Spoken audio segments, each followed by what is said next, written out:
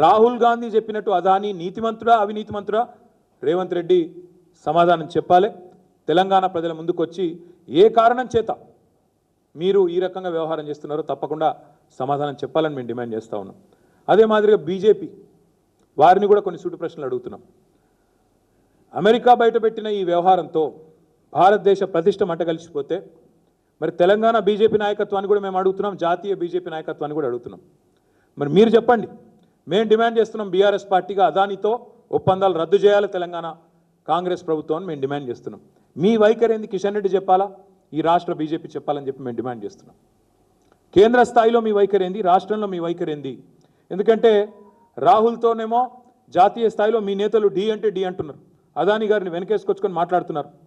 ఇక్కడ రాష్ట్రంలో మాత్రం మీరు రేవంత్తో దోస్త్ మేరా దోస్త్ అని మంచిగా కలుసుకొని యుగల గీతాలు పాడుతున్నారు, డ్యూయట్లు పాడుతున్నారు.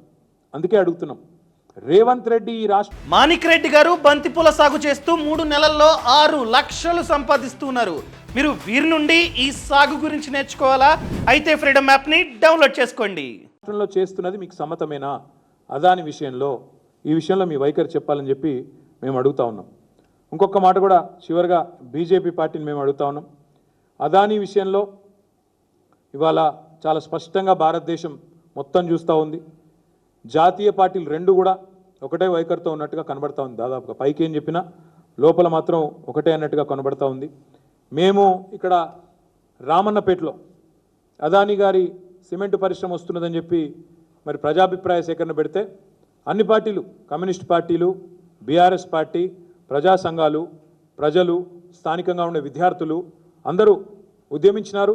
తప్పకుండా ఇది రావద్దని కోరినారు. కాలుష్యం మూసీలోకి వస్తుందని చెప్పి ఆ ప్రాంత రైతులు కూడా వ్యతిరేకిస్తూ ఉన్నారు. కానీ ఇప్పటివరకు రెండే పార్టీలు మాట్లాడలేదు, నోరు విప్పట్లేదు. ఒకటి కాంగ్రెస్, రెండోది బీజేపీ. అందుకే మేము అనేది, తెలంగాణ ప్రయోజనాల విషయంలో ఎన్నటికైనా రాజీ లేకుండా పొట్లాడేది, రాజీ లేకుండా మాట్లాడేది, రాజీ లేకుండా పోరాటం చేసేది, ఎక్కడికైనా పోయేది ఒక్క టీఆర్ఎస్ మాత్రమే, ఒక బీఆర్ఎస్ మాత్రమే, ఒక కేసీఆర్ మాత్రమే, కేసీఆర్ సైన్యం మాత్రమే. అందుకే తెలంగాణ ప్రజలకు కూడా విజ్ఞప్తి చేస్తూ ఉన్నాం, మీరు కూడా ఆలోచించండి. ఈ అదాని వ్యవహారంతో వీళ్ళిద్దరి మధ్యన ఉన్న బంధం మరొక్కసారి బయటపడ్డది. ఇవాళ నేను లేవనెత్తిన ప్రశ్నలకు రాహుల్ గాంధీ గారు, రేవంత్ రెడ్డి గారు, కిషన్ రెడ్డి గారు, జాతీయ స్థాయిలో బీజేపీ జాతీయ నాయకత్వం మోదీ గారు, అమిత్ షా గారు కూడా తప్పకుండా సమాధానాలు చెప్పాలని దేశం మొత్తం ఎదురు చూస్తూ ఉంది. ఏం మాట్లాడతారు అని వారు చెప్తారని కూడా ఆశిస్తున్నాం. తప్పకుండా చెప్పాలని చెప్పి కూడా డిమాండ్ చేస్తూ ఈ వ్యవహారంలో తప్పకుండా మరి మీడియా తన పాత్ర తాను పోషిస్తూ ఉంది. మీకు అభినందనలు.